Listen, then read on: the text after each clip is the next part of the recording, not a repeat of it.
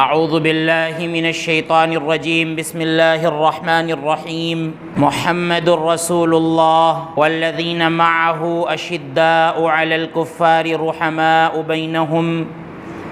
تراہم رکعا سجدا یبتغون فضلا من اللہ ورضوانا۔ معزز اسلامی و دینی بھائیوں، گزشتہ خطبہ جمعہ میں قرآن کریم کی بعض آیات اور اللہ کے رسول صلی اللہ علیہ وسلم کی احادیث کی روشنی میں یہ بات بتائی گئی تھی کہ صحابہ کرام یہ حق کا معیار ہیں اور اللہ کے رسول صلی اللہ علیہ وسلم کی ہمیں کیسے پیروی کرنی ہے، قرآن کو ہمیں کیسے سمجھنا ہے۔ تو اس سلسلے میں ہمیں جو اللہ کے رسول صلی اللہ علیہ وسلم کے سب سے افضل تابعین تھے، سچے دل سے جو آپ کی پیروی کرنے والے تھے، ان کی زندگی کو دیکھنا چاہیے۔ اگر ہم ان کی زندگی کو دیکھیں گے تو اللہ رب العالمین ہمیں ہدایت پر رکھے گا۔ اس کا ذکر اللہ رب العالمین نے قرآن کریم کے اندر فرمایا ہے، اور اللہ رب العالمین نے یہ بھی ذکر فرمایا ہے کہ اگر تمام لوگ صحابہ کرام کے ایمان کی طرح ایمان لائیں اور ان کے انداز میں قرآن و سنت کو سمجھیں تو اللہ رب العالمین سب کو ہدایت عطا فرما دے گا۔ خطبہ مسنونہ کے بعد جو آیت کریمہ میں نے آپ کے سامنے تلاوت کی ہے، یہ سورۃ الفتح کی آیت کریمہ ہے۔ اللہ رب العالمین ارشاد فرماتا ہے، محمد الرسول اللہ، محمد یہ اللہ کے رسول ہیں، والذین معہ اشداء علی الکفار رحماء بینہم، اور جو لوگ محمد صلی اللہ علیہ وسلم کے ساتھ ہیں وہ ایمان نہ لانے والوں پر، اللہ کے دشمنوں پر یعنی کافروں پر بڑے سخت ہیں۔ رحماء بینہم، آپس میں بڑے رحم دل ہیں، آپس میں ان کے رحم کی مثالیں دی جاتی ہیں۔ تراہم رکعا سجدا یبتغون فضلا من اللہ ورضوانا، تم انہیں دیکھو گے کہ وہ اکثر رکوع میں رہتے ہیں، سجدے میں رہتے ہیں، اور اللہ رب العالمین نے ان کے دل کی گواہی دی جو دنیا کا کوئی انسان نہیں دے سکتا۔ اللہ رب العالمین نے ان کے دل کی گواہی دے دی کہ یبتغون فضلا من اللہ ورضوانا، یہ جو اللہ کے لیے رکوع کرتے ہیں، سجدہ کرتے ہیں، اللہ رب العالمین کی خوب عبادت کرتے ہیں، اس سے ان کا مقصد صرف اور صرف اللہ رب العالمین کی رضا ہوتا ہے۔ ان کا مقصد جو ہوتا ہے وہ یہ کہ اللہ رب العالمین ان سے خوش ہو جائے، اللہ رب العالمین ان سے راضی ہو جائے۔ اس مقصد سے وہ اللہ رب العالمین کی خوب عبادت کرتے ہیں، رکوع کرتے ہیں، اور خوب کثرت سے اللہ رب العالمین کے لیے سجدے کرتے ہیں۔ تو اس آیت میں اللہ رب العالمین نے صحابہ کرام کی کثرت عبادت کا ذکر فرمایا ہے، اور صحابہ کرام کے اخلاص اور ان کے خلوص کا ذکر فرمایا ہے۔ اور اس سے پہلے اللہ رب العالمین نے یہ ذکر فرمایا ہے کہ جو بھی اللہ کا دشمن ہوتا ہے، اللہ کی آیتوں کا منکر ہوتا ہے، اللہ رب العالمین پر ایمان نہیں لاتا ہے، ایسے تمام لوگوں کے یہ صحابہ کرام دشمن ہوتے ہیں، ان سے اللہ کے لیے دشمنی رکھتے ہیں۔ کوئی ذاتی معاملہ نہیں ہوتا ان کا کسی کافر سے، بلکہ اگر وہ کسی کافر سے دشمنی رکھتے ہیں تو محض اس لیے کہ یہ کافر اللہ کا دشمن ہے، اللہ کے کلام کا دشمن ہے، جبریل علیہ السلام کا دشمن ہے، اور محمد عربی صلی اللہ علیہ وسلم کا دشمن ہے۔ اس لیے صحابہ کرام بھی ان کے لیے سخت ہوتے ہیں، اور جب یہ آپس میں رحم کرنے پر آتے ہیں تو دنیا میں ان کی رحم کی مثالیں دی جاتی ہیں۔ اللہ کے رسول صلی اللہ علیہ وسلم نے انصار اور مہاجرین کے درمیان جو مواخات کرائی تھی، جو بھائی چارہ کرایا تھا، وہ رہتی دنیا تک سنہرے الفاظ سے لکھنے کے قابل ہے کہ ایسی مثالیں بھائی چارے کی کمی ہمیں کہیں اور نظر نہیں آتی۔ ان کا آپس میں کوئی خاندانی رشتہ نہیں تھا، ان کا آپس میں کوئی نسب کا رشتہ نہیں تھا، بس اللہ کے رسول صلی اللہ علیہ وسلم نے انصار اور مہاجرین کے درمیان بھائی چارہ کرا دیا تھا کہ یہ مکہ چھوڑ کر آئے ہیں اور تم مدینے میں پہلے سے رہتے ہو، لہذا یہ تمہارے ایمان والے بھائی ہیں، مذہبی بھائی ہیں، لہذا جہاں تک ہو سکے تم ان کا تعاون کرو، ان کی مدد کرو۔ لہذا روایت میں آتا ہے کہ سعد ابن ربیع رضی اللہ عنہ عبد الرحمن بن عوف رضی اللہ عنہ کو اپنی جائیداد میں آدھا دینے کے لیے تیار ہو گئے۔ جہاں جہاں بھی ان کی پراپرٹی تھی اور جتنی جائیداد تھی، جتنی ان کے پاس زمین تھی اور جتنا ان کے پاس مال تھا، اس میں سے آدھا مال عبد الرحمن بن عوف رضی اللہ عنہ کو دینے کے لیے تیار ہو گئے، اور یہاں تک کہہ دیا انہوں نے کہ میرے پاس 2 بیویاں ہیں، تم دیکھ لو، جو بیوی تمہیں پسند ہو اتنازل عنہا، میں اس سے تنازل اختیار کر لیتا ہوں، میں اس کو طلاق دے دیتا ہوں، اور عدت گزرنے کے بعد تم اس سے شادی کر لینا۔ اتنی بڑی قربانی یقیناً کوئی نہیں دے سکتا جو صحابہ کرام نے اپنے ایمان والے بھائیوں کے لیے دی ہیں۔ صحابہ کرام کی مثال یہ ہے کہ ایک مرتبہ ایک مہمان آئے تھے، اللہ کے رسول صلی اللہ علیہ وسلم کی 8 بیویوں کے پاس 8 گھروں میں کچھ بھی نہیں تھا کہ اللہ کے نبی صلی اللہ علیہ وسلم جس سے ان کی مہمان نوازی کرتے۔ اللہ کے رسول صلی اللہ علیہ وسلم نے فرمایا کہ کون ہے جو ان کو اپنے گھر لے جائے گا اور گھر لے جا کر ان کی مہمان نوازی کرے گا۔ ابو ایوب انصاری رضی اللہ عنہ تیار ہو گئے، حالانکہ ان کے گھر میں خود بھی کھانے کے لیے نہ تو ان کے لیے تھا ٹھیک سے اور نہ تو بچوں کے لیے تھا۔ مہمان کو لے کر جب اپنے گھر پہنچے تو بیوی نے کہا کہ گھر میں تو ہم دونوں کے لیے بھی کھانے کے لیے کچھ نہیں ہے، بس بچوں کے لیے تھوڑی سی خوراک ہے۔ لیکن ابو ایوب انصاری رضی اللہ عنہ نے کہا کہ یہ کوئی ایسے مہمان نہیں ہیں، یہ مہمان رسول ہیں، لہذا اکرمی ضیف رسول اللہ صلی اللہ علیہ وسلم،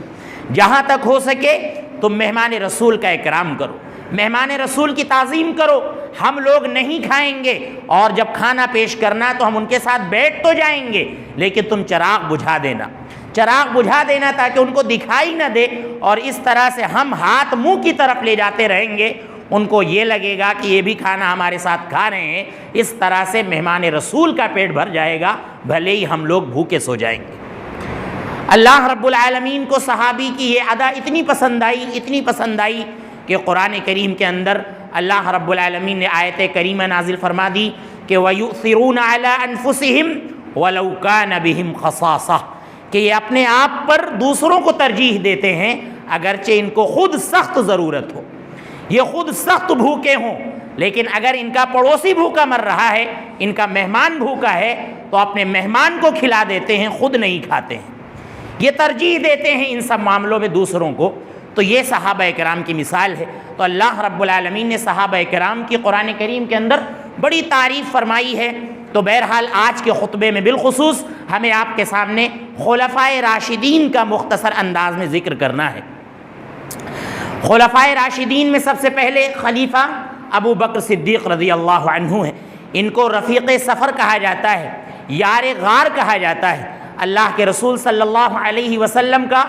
انہوں نے زندگی بھر ساتھ دیا، اور جتنا ساتھ اللہ کے نبی صلی اللہ علیہ وسلم کا ابو بکر صدیق رضی اللہ عنہ نے دیا، اور جتنا محظوظ اللہ کے نبی صلی اللہ علیہ وسلم ابو بکر صدیق رضی اللہ عنہ کی صحبت سے ہوئے، اتنا محظوظ اللہ کے نبی صلی اللہ علیہ وسلم کسی اور صحابی کی صحبت سے نہیں ہوئے۔ اللہ کے نبی صلی اللہ علیہ وسلم خود کہا کرتے تھے کہ اے ابو بکر، تمہارے احسانات کا بدلہ میں دنیا میں نہیں دے سکتا،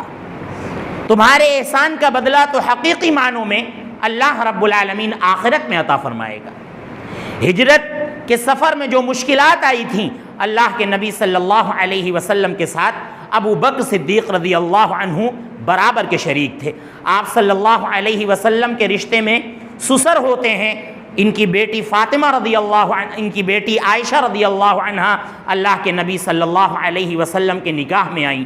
اللہ کے نبی صلی اللہ علیہ وسلم نے اپنی زندگی میں ایسے اشارات کر دیے تھے جن سے پتہ چلتا ہے کہ اللہ کے نبی صلی اللہ علیہ وسلم کے بعد اگر کوئی خلافت کا حقدار ہے تو وہ ابو بکر صدیق رضی اللہ عنہ ہے۔ ایک مرتبہ اللہ کے نبی صلی اللہ علیہ وسلم نے فرمایا کہ مسجد کے اندر جتنے دروازے کھلتے ہیں ان دروازوں کو بند کر دیا جائے الا خوخۃ ابی بکر، سوائے ابو بکر کے دروازے کے۔ ابو بکر کا دروازہ کھلا رہے گا کیونکہ ان کا معاملہ ہی الگ ہے اور ان کی بات ہی الگ ہے۔ اللہ کے نبی صلی اللہ علیہ وسلم کے پاس ایک عورت آئی، وہ عورت آئی اللہ کے نبی کے پاس کسی کام کے لیے، آپ صلی اللہ علیہ وسلم سے اس نے کسی کام کا ذکر کیا اور آپ نے کہا کہ تم کل آنا۔ اس عورت نے کہا کہ اگر اے نبی صلی اللہ علیہ وسلم آپ کو میں کل نہ پاؤں تو؟ اللہ کے نبی صلی اللہ علیہ وسلم نے فرمایا فاتی ابا بکر، تم مجھے اگر نہ پانا تو ابو بکر صدیق رضی اللہ عنہ کے پاس آنا۔ آپ دیکھیے اہل بیت کے تمام معزز صحابہ کرام موجود تھے، آپ کے اپنے چچا زاد بھائی حضرت علی موجود تھے، دیگر صحابہ کرام موجود تھے، لیکن اگر اللہ کے نبی صلی اللہ علیہ وسلم کی نظر کرم پڑی تو حضرت ابو بکر صدیق رضی اللہ عنہ پر پڑی کہ تم آنا تو ابو بکر صدیق رضی اللہ عنہ کے پاس آنا۔ اللہ کے رسول صلی اللہ علیہ وسلم جب اپنی زندگی میں بالکل نڈھال ہو گئے اور اس لائق نہیں بچے کہ آپ صلی اللہ علیہ وسلم مصلی پر کھڑے ہو کر امامت کرا سکیں، اللہ کے نبی صلی اللہ علیہ وسلم نے غسل کیا، بے ہوش ہو کر گر جاتے اور 3-4 مرتبہ آپ صلی اللہ علیہ وسلم نے غسل کیا، لیکن آپ صلی اللہ علیہ وسلم کے قوا بالکل مزمحل ہو چکے تھے اور آپ اس قابل نہیں رہ گئے تھے کہ مصلی پر آ کر صحابہ کرام کی امامت کراتے۔ اس عالم میں اللہ کے نبی صلی اللہ علیہ وسلم نے فرمایا تھا مروا ابا بکر فلیصلی بالناس، ابو بکر سے کہو کہ وہ لوگوں کی امامت کرائیں۔ عائشہ رضی اللہ عنہا نے کہا کہ اے نبی صلی اللہ علیہ وسلم، میں اپنے ابا کو اچھی طرح سے جانتی ہوں، میرے ابا بڑے رقیق القلب ہیں، آپ کی جگہ پر کھڑے ہوں گے تو وہ اپنے آنسو نہیں روک پائیں گے، وہ امامت نہیں کرا پائیں گے، لہذا آپ عمر کو کہیے کہ عمر امامت کرائیں لوگوں کی۔ لیکن اللہ کے نبی صلی اللہ علیہ وسلم نے فرمایا کہ نہیں، مروا ابا بکر فلیصلی بالناس، ابو بکر ہی سے کہو کہ وہی لوگوں کی امامت کرائیں گے۔ عائشہ رضی اللہ عنہا کسی دوسرے مقصد سے کہہ رہی تھیں کہ عمر امامت کرائیں، لیکن اللہ کے نبی صلی اللہ علیہ وسلم کی یہ مرضی تھی دل سے کہ ہماری موجودگی میں اگر کوئی امامت کرانے کا حق رکھتا ہے تو وہ صرف اور صرف ابو بکر صدیق رضی اللہ عنہ ہے۔ آپ صلی اللہ علیہ وسلم نے اپنی زندگی میں ان کو یہ اہمیت دی اور آپ صلی اللہ علیہ وسلم نے خود ان کا لقب صدیق رکھا۔ اللہ کے نبی صلی اللہ علیہ وسلم ایک مرتبہ پہاڑ پر چڑھے تو پہاڑ میں لرزہ آ گیا۔ اللہ کے نبی صلی اللہ علیہ وسلم نے فرمایا اثبت یا احد فانما علیک نبی وصدیق وشہیدان، اے احد تو ٹھہر جا، یقیناً تیرے اوپر ایک صدیق، ایک نبی اور 2 شہید سوار ہیں۔ اس وقت پہاڑ پر اللہ کے نبی صلی اللہ علیہ وسلم خود تھے، ابو بکر صدیق رضی اللہ عنہ تھے، حضرت عمر تھے اور حضرت عثمان بن عفان رضی اللہ عنہم تھے، یہ صحابہ کرام تھے۔ تو اللہ کے نبی صلی اللہ علیہ وسلم نے خود اپنی زندگی میں ان کو صدیق کا لقب عطا فرمایا تھا، کیونکہ معراج کے واقعے کی جب کفار تکذیب کر رہے تھے، لوگ جھٹلا رہے تھے، تو سب سے پہلے اگر اس واقعے کی کسی نے تصدیق کی تھی تو وہ حضرت ابو بکر صدیق رضی اللہ عنہ ہیں، اور وحی کی بھی تصدیق کرنے والے سب سے پہلے ابو بکر صدیق رضی اللہ عنہ ہیں، جنہوں نے اللہ کے نبی صلی اللہ علیہ وسلم کی ہر بات کی تصدیق کی، اور نبی صلی اللہ علیہ وسلم کی زندگی میں جو اہم واقعہ پیش آیا تھا معراج کا، اس کی تصدیق کرنے والے ابو بکر صدیق رضی اللہ عنہ ہیں۔ تو ابو بکر صدیق رضی اللہ عنہ کے بڑے فضائل ہیں۔ اللہ کے نبی صلی اللہ علیہ وسلم کی جس انداز سے ابو بکر صدیق رضی اللہ عنہ نے مدد کی ہے، مال سے اور اپنے بدن سے، اپنے جسم سے، اتنی مدد اللہ کے نبی صلی اللہ علیہ وسلم کی کسی اور صحابی نے نہیں کی۔ اور یہ ابو بکر صدیق رضی اللہ عنہ بڑے نرم مزاج تھے اور بہت زیادہ رحم دل تھے۔ نہ جانے کتنے غلاموں کو، حضرت عائشہ فرماتی ہیں کہ 17-18 غلام ایسے تھے، 17-18 غلام ایسے تھے کہ جن کو محض ایمان لانے کی وجہ سے، اللہ کے راستے میں ایمان لانے کی وجہ سے ان کو تکلیفیں دی جاتی تھی، ان کو پریشان کیا جاتا تھا، لیکن ہمارے ابا سے ان کی تکلیفیں دیکھی نہیں جاتی تھیں، ان کی پریشانیاں دیکھی نہیں جاتی تھیں۔ ہمارے ابا نے اپنے خرچ سے ان غلام کو آزاد کرا کے اللہ رب العالمین کے لیے وقف کر دیا تھا، یعنی ان کو آزاد کرا دیا تھا۔ اور اللہ رب العالمین نے اس کا ذکر قرآن کریم کے اندر بھی فرمایا، من نعمت تجزا، کہ کسی احسان کی وجہ سے ابو بکر صدیق رضی اللہ عنہ نے ایسا نہیں کیا تھا کہ ان کو بدلہ دیا جاتا، بلکہ انہوں نے بس اللہ رب العالمین کو خوش کرنے کے لیے، اللہ رب العالمین کو راضی کرنے کے لیے ان غلاموں کو کہ جن کو اللہ کے راستے میں تکلیف دی جاتی تھی ان کو آزاد کرایا۔ ابو بکر صدیق رضی اللہ عنہ کا ذکر اللہ رب العالمین نے قرآن کریم کے اندر ثانی اثنین کے طور پر کیا ہے، دو میں کا دوسرا اللہ کے نبی صلی اللہ علیہ وسلم نے ان کو قرار دیا ہے۔ جب آپ صلی اللہ علیہ وسلم کے ساتھ ابو بکر صدیق رضی اللہ عنہ ہجرت کے موقع پر غار ثور میں تھے تو اس موقع پر کفار بالکل دہانے پر آ گئے تھے۔ ابو بکر صدیق رضی اللہ عنہ ذرا ڈرے گھبرائے اور انہوں نے کہا کہ اے نبی صلی اللہ علیہ وسلم، اگر ایک کافر نے بھی پیر کی طرف دیکھ لیا تو ہمیں دیکھ لیں گے، پھر ہمیں چھوڑیں گے نہیں۔ ابو بکر اللہ کے نبی صلی اللہ علیہ وسلم نے فرمایا کہ اے ابو بکر، ما ظنک باثنین اللہ ثالثہما، اے ابو بکر ان دونوں کے بارے میں تمہارا کیا خیال ہے کہ جن کا تیسرا اللہ ہے؟ ہم دو ہیں، ہمارا تیسرا اللہ ہے۔ لا تحزن ان اللہ معنا، اے ابو بکر غم نہ کرو، اللہ رب العالمین ہمارے ساتھ ہے، اللہ رب العالمین ہمارے ساتھ ہے، ہماری مدد کرنے کے لیے تیار ہے۔ تو اس انداز سے اللہ رب العالمین نے قرآن کریم کے اندر سورۃ التوبہ کے اندر حضرت ابو بکر صدیق رضی اللہ عنہ کا ذکر فرمایا۔ تو ان کی جو خلافت تھی بہت ہی اچھی خلافت، اور خلافت راشدہ میں سب سے عمدہ خلافت، اور پورے طور پر یہ نقش قدم پر چلتے تھے اللہ کے نبی صلی اللہ علیہ وسلم کے۔ جس طرح اللہ کے نبی صلی اللہ علیہ وسلم لوگوں کی خبرگیری کیا کرتے تھے اور یہ کوشش کرتے تھے کہ ہماری نبوت کے دور میں کسی کو جو ہے تکلیف نہ ہو، کسی کو پریشانی نہ ہو، اور جس طرح سے اللہ کے نبی صلی اللہ علیہ وسلم کے پاس مال آتا تھا پورا مال بیت المال کا لوگوں میں تقسیم کر دیا کرتے تھے، اور اگر آپ کے گھر میں ایک دن بھی اگر سونا آتا تھا تو آپ صلی اللہ علیہ وسلم یہ گوارا نہیں کرتے تھے کہ ایک دن ہمارے گھر میں سونا رہے، بلکہ آپ صلی اللہ علیہ وسلم اس کو فوراً صدقہ کر دیا کرتے تھے۔ یہی معاملہ ابو بکر صدیق رضی اللہ عنہ کا تھا۔ اپنی زندگی میں ابو بکر صدیق رضی اللہ عنہ نے بیت المال تعمیر تو ضرور کروایا، بیت المال میں مال جمع ہوتا تھا لیکن مال وہ جمع نہیں ہو پاتا تھا ٹھیک سے کہ ابو بکر صدیق رضی اللہ عنہ اس کو تقسیم کر دیا کرتے تھے۔ اور یہ پارچہ فروش تھے، کپڑے کا کام کرتے تھے خلافت سے پہلے ابو بکر صدیق رضی اللہ عنہ، لیکن جب ان کو خلافت مل گئی تو انہوں نے برسرے مجلس یہ کہا کہ آل ابو بکر اب امت کے کام کے لیے مشغول ہو گئے ہیں، میں امت کے کام کے لیے مشغول ہو گیا ہوں، لہذا اب آل ابو بکر اس مال سے کھائیں گے،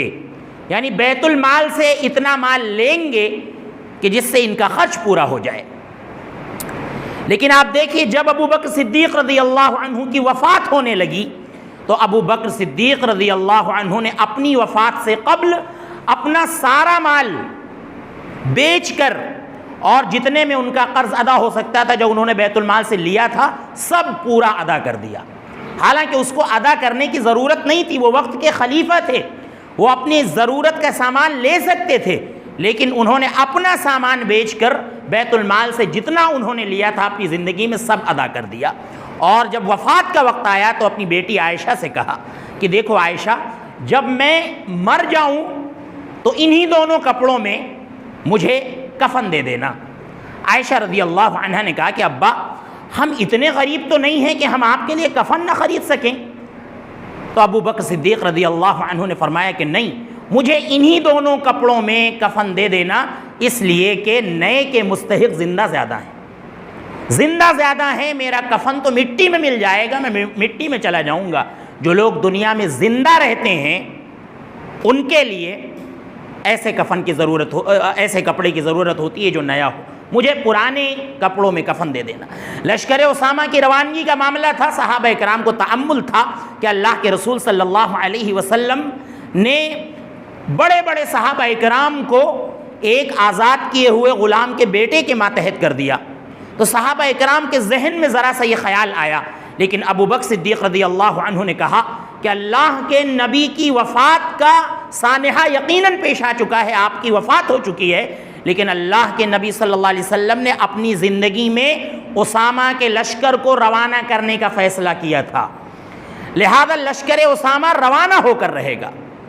صحابہ کرام کا فیصلہ یہ تھا کہ اللہ کے نبی صلی اللہ علیہ وسلم کی وفات ہو چکی ہے، لہذا ابھی کچھ رک جایا جائے، ابھی نہ روانہ کیا جائے۔ لیکن ابو بکر صدیق رضی اللہ عنہ اسامہ رضی اللہ عنہ کے ساتھ کچھ دور تک انہیں چھوڑنے کے لیے گئے کہ اگر تم کو تأمل ہے تو یہ دیکھ لو کہ خلیفہ وقت خود ان کے ساتھ چلے گا۔ اسامہ رضی اللہ عنہ سواری پر سوار تھے، ابو بکر ان کے ساتھ نکیل تھام کر پیدل چل رہے تھے۔ اسامہ نے کہا کہ اے ابو بکر، اے خلیفہ وقت، اے امیر المومنین، یا تو آپ بھی اوپر آ جائیں یا مجھے بھی نیچے چلنے دیں۔ ابو بکر صدیق رضی اللہ عنہ نے کہا کہ اگر اللہ رب العالمین کے راستے میں کچھ گرد و غبار ہمارے جسم پر آ جائے تو اس میں کیا مذائقہ ہے، اللہ رب العالمین ہم کو ثواب عطا فرمائے گا۔ تو کافی دور تک مشایعت کے لیے اور ان کو چھوڑنے کے لیے ابو بکر صدیق رضی اللہ عنہ گئے۔ تو یہ ہیں خلیفہ وقت اور خلیفہ اول ابو بکر صدیق رضی اللہ عنہ، جن کی یہ فضیلت ہے اور جن کے یہ فضائل ہیں، پورے دفتر درکار ہیں۔ مختصر سے خطبے میں ابو بکر صدیق رضی اللہ عنہ کے فضائل کا ذکر نہیں کیا جا سکتا۔ اس کے بعد آپ دیکھیں خلیفہ دوم ہیں کہ جن کے بارے میں اللہ کے نبی صلی اللہ علیہ وسلم نے شہادت کی خبر پہلے ہی دے دی تھی۔ میں نے ذکر کی حدیث، اسی حدیث میں اللہ کے نبی صلی اللہ علیہ وسلم نے کہا تھا، اے احد ٹھہر جا، بے شک تیرے اوپر ایک نبی، ایک صدیق، دو شہید۔ حضرت عمر بن خطاب رضی اللہ عنہ کی شہادت کا بھی اللہ کے نبی صلی اللہ علیہ وسلم نے ذکر فرما دیا تھا۔ ابو حفص ان کی کنیت ہے، ان کی بیٹی حفصہ اللہ کے نبی صلی اللہ علیہ وسلم کے نکاح میں آئیں، اسی لیے ان کی جو کنیت ہوئی وہ ابو حفص ہوئی۔ تو ابو حفص سے یہ مشہور تھے، اور عمر بن خطاب رضی اللہ عنہ ان کا نام ہے۔ اور آپ دیکھیں اللہ کے نبی صلی اللہ علیہ وسلم نے اپنی زندگی میں کئی ایک باتیں عمر بن خطاب رضی اللہ عنہ کے بارے میں بیان فرمائیں۔ اللہ کے نبی صلی اللہ علیہ وسلم نے فرمایا کہ ہر امت میں کچھ الہامی لوگ ہوتے ہیں کہ جن کے دل میں اللہ رب العالمین باتیں ڈالتا ہے، شرح صدر جن کو اللہ رب العالمین عطا فرماتا ہے۔ اگر میری امت میں کوئی اس طرح کا شخص ہے تو وہ عمر بن خطاب رضی اللہ عنہ ہے۔ اللہ کے نبی صلی اللہ علیہ وسلم نے ایک موقع پر فرمایا کہ حق تو در حقیقت عمر کی زبان سے جاری ہوتا ہے، حق تو در حقیقت عمر کی زبان سے جاری ہوتا ہے۔ اور عمر بن خطاب رضی اللہ عنہ کہا کرتے تھے کہ میں نے اپنے اللہ کی موافقت کی ہے تین چیزوں میں عمر رضی اللہ عنہ کہا کرتے تھے کہ میں نے اپنے اللہ کی موافقت کی، یعنی جو میں چاہ رہا تھا وہی میرا اللہ چاہ رہا تھا۔ غزوہ بدر میں قیدیوں کا مسئلہ تھا، حضرت عمر رضی اللہ عنہ جو چاہ رہے تھے وہی اللہ رب العالمین بھی چاہ رہا تھا کہ یہ اسلام اور کفر کا پہلا معرکہ ہے، لہذا ان کی گردن زدنی کرنا یہ بہت ضروری ہے، ان کو باقی رکھنا مناسب نہیں ہے۔ عمر بن خطاب رضی اللہ عنہ بھی یہی چاہ رہے تھے۔ دوسرا معاملہ منافقین کی نماز کا معاملہ تھا۔ عمر بن خطاب رضی اللہ عنہ کا کہنا تھا کہ اللہ کے نبی صلی اللہ علیہ وسلم رئیس المنافقین عبداللہ ابن ابی کا جنازہ آپ نہ پڑھائیں، لیکن اللہ کے نبی صلی اللہ علیہ وسلم نے فرمایا کہ 70 بار استغفار کرنے کے لیے منع کیا گیا ہے، اگر ہم 71 بار اللہ سے استغفار کریں اور اللہ رب العالمین اس کی مغفرت فرما دے تو اس میں کیا حرج ہے۔ لیکن عمر بن خطاب رضی اللہ عنہ اللہ کے نبی کا دامن تھامے ہوئے تھے کہ اے اللہ کے نبی صلی اللہ علیہ وسلم آپ اس کی نماز جنازہ نہ پڑھائیں، لہذا آیت کریمہ نازل ہو گئی وَلَا تُصَلِّ عَلَىٰ أَحَدٍ مِّنْهُمْ مَاتَ أَبَدًا وَلَا تَقُمْ عَلَىٰ قَبْرِهِ۔ اے نبی صلی اللہ علیہ وسلم آپ غور سے سن لیں کہ اگر آج کے بعد سے کوئی منافق مر جائے تو ہرگز اس کی نماز نہ پڑھائیں اور ہرگز اس کی قبر پر دعا کے لیے آپ نہ کھڑے ہوں۔ اور عمر بن خطاب رضی اللہ عنہ کی مرضی تھی کہ جو مقام ابراہیم ہے جس پر ابراہیم علیہ السلام کھڑے ہو کر خانہ کعبہ کی تعمیر کر رہے تھے اس کو مصلی بنا لیا جائے، یعنی وہاں پر 2 رکعتیں نماز پڑھی جائیں۔ لہذا اللہ رب العالمین نے آیت نازل فرمائی وَاتَّخِذُوا مِن مَّقَامِ إِبْرَاهِيمَ مُصَلًّى، لہذا تم لوگ مقام ابراہیم کو مصلی بنا لو، نماز پڑھنے کی جگہ بنا لو۔ لہذا اللہ کے نبی صلی اللہ علیہ وسلم نے مقام ابراہیم کو مصلی بنایا۔ تو یہ عمر بن خطاب رضی اللہ عنہ کے فضائل ہیں۔ اللہ کے نبی صلی اللہ علیہ وسلم نے ایک خاص موقع پر فرمایا تھا کہ ما لقیک الشیطان سالکا فجا قط الا سلک فجا غیر فجک، کہ اے عمر تم جس گلی سے گزرتے ہو، یہ تو عورتیں ہیں جو تم کو دیکھ کر ڈر کر پردے کے پیچھے چلی گئیں، یہ تو عورتیں ہیں، تم جس گلی سے گزرتے ہو شیطان بھی اس گلی کو چھوڑ کر دوسری گلی میں چلا جاتا ہے۔ اللہ رب العالمین نے تمہیں یہ اہمیت دے رکھی ہے۔ تو بڑے زبردست صحابی تھے، اور زندگی میں کئی بار انہوں نے اللہ کے نبی سے کہا دعنی اضرب عنق ھذا المنافق۔ کوئی شخص شریعت کے خلاف کوئی بات کہتا، اللہ کے نبی کے خلاف کوئی بات کہتا، تو حضرت عمر کہتے تھے اللہ کے نبی مجھے چھوڑ دیجئے، میں اس منافق کی گردن اتار دیتا ہوں۔ شریعت کے سلسلے میں اتنے زیادہ سخت تھے عمر بن خطاب رضی اللہ عنہ۔ بڑے فضائل ہیں عمر بن خطاب رضی اللہ عنہ کے۔ لہذا میرے بھائیوں، 2 خلفائے راشدین اور رہ گئے ہیں، انشاءاللہ آئندہ خطبے میں اس کا آپ کے سامنے ذکر کیا جائے گا۔ بہرحال یہ 2 صحابی ہیں جو بڑے محترم ہیں، اور امت میں نبیوں کے بعد، نبی صلی اللہ علیہ وسلم کے بعد اور تمام نبیوں کے بعد اہل سنت و جماعت کا اس پر اتفاق ہے کہ ابو بکر صدیق رضی اللہ عنہ سب سے افضل ہیں، اس کے بعد عمر بن خطاب رضی اللہ عنہ سب سے افضل ہیں، اس کے بعد حضرت عثمان ہیں، اس کے بعد حضرت علی ہیں۔ یہ اس پر سب کا اتفاق ہے۔ لہذا ایک گروہ، ایک جماعت ایسی ہے جو ابو بکر صدیق رضی اللہ عنہ کو نعوذ باللہ غاصب خلافت کہتی ہے، ابو بکر صدیق رضی اللہ عنہ کو گالیاں دیتی ہے، برا بھلا کہتی ہے، عمر بن خطاب رضی اللہ عنہ کو نہ جانے کن کن القاب سے نوازتے ہیں، اور عمر بن خطاب رضی اللہ عنہ کے بارے میں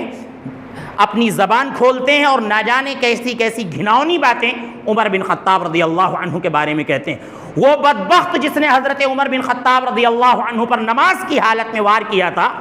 ابو اللؤلؤ فیروز، اس کو بابا شجاع الدین کا نام دیا گیا کہ دین کا بہادر شخص تھا جس نے حضرت عمر جیسے انسان کو مارا۔ یہ بات وہ لوگ کہتے ہیں۔ لہذا آپ دیکھیں کتنے بدطینت ہیں وہ لوگ جو ان دونوں خلفائے راشدین کو برا بھلا کہتے ہیں اور اہل بیت اطہار سے محبت کی راگ الاپتے ہیں۔ لہذا محرم شروع ہونے والا ہے، نہ جانے کیا کیا خرافات ہوگی، اور ان صحابہ اکرام کو برا بھلا کہا جائے گا، زمانے جاہلیت کے نعرے لگائے جائیں گے، سینہ پیٹا جائے گا، تعزیہ داری ہوگی، غم بنایا جائے گا، نہ جانے کیا کیا ہوگا۔ ہمیں افسوس ان پر نہیں ہے جو صحابہ اکرام کے دشمن ہیں۔ صحابہ اکرام کی دشمنی کے نتیجے میں اللہ نے ان کو سزا دی ہے کہ وہ زندگی بھر اپنے آپ کو پیٹتے رہیں گے، اپنے گالوں کو پیٹیں گے، سینہ چاک کریں گے، آگ پر چلیں گے، یہ اللہ نے ان کو سزا دی ہے۔ ہمیں تکلیف ان سے ہے جو ہمارے اہل سنت و جماعت کے بھائی ہیں، جو ان کے شانہ بشانہ چلنے کی کوشش کر رہے ہیں، وہ بھی اپنے سینے کو پیٹ رہے ہیں، ماتم کر رہے ہیں اور غم بنا رہے ہیں، صحابہ اکرام کی گالیوں میں وہ بھی شریک ہو رہے ہیں۔ ہمیں ان سے گلہ ہے، ان سے شکوہ ہے جو اہل سنت میں سے اپنے آپ کو کہتے ہیں۔ لہذا قطعاً ان چیزوں میں کسی بھی طرح کی شرکت گوارا نہیں ہے، برداشت نہیں، کسی بھی طرح کی شرکت۔ بہت سے لوگ کالا لباس پہن لیتے ہیں کہ ہم نے شرکت تو نہیں کی لیکن کالا لباس پہن لیا۔ ناجائز ہے صحابہ اکرام کی دشمنوں کی پیروی میں ایسا کرنا، بالکل ناجائز ہے، حرام ہے، غلط ہے، آپ قطعاً ایسا کام نہ کریں۔ بہت سے لوگ سبیل پی لیتے ہیں، شربت پی لیتے ہیں اور ان کا دیا ہوا حلوہ مالیدہ کھا لیتے ہیں، قطعاً آپ نہ کھائیں، قطعاً آپ نہ کھائیں، ناجائز ہے بالکل۔ ان دنوں میں ان کی کسی بھی رسم میں شریک ہونا یہ ناجائز ہے، غلط ہے، کیونکہ ہم نے آپ کو بتلایا کہ یہ صحابہ اکرام کے دشمن ہیں۔ صحابہ اکرام کا جو دشمن ہے وہ ہمارا دشمن ہے، اس سے دشمنی کرنا ایمان کا حصہ ہے، اور صحابہ اکرام سے محبت کرنا یہ ایمان کا حصہ ہے۔ لہذا بہت سی باتیں ہیں، انشاءاللہ آئندہ خطبات میں ان کا ذکر آئے گا۔ اللہ رب العزت ہمیں ان باتوں کو سمجھنے کی اور ان پر عمل کرنے کی توفیق عطا فرمائے۔ اللہ رب العالمین ہمیں تمام صحابہ اکرام کا احترام کرنے کی اور ان کے منہج پر چلنے کی اور ان کے طریقے پر چلنے کی توفیق عطا فرمائے۔ اے اللہ باران رحمت کا نزول فرما، رحمت کی بارش کا نزول فرما۔ اے اللہ تمام مسلمانان عالم پر رحم فرما۔ اے اللہ بالخصوص فلسطین کے مسلمانوں پر رحم فرما۔ اے اللہ جہاں جہاں بھی مسلمان بھائی پریشان حال ہیں، اللہ ان کی پریشانی کو دور فرما۔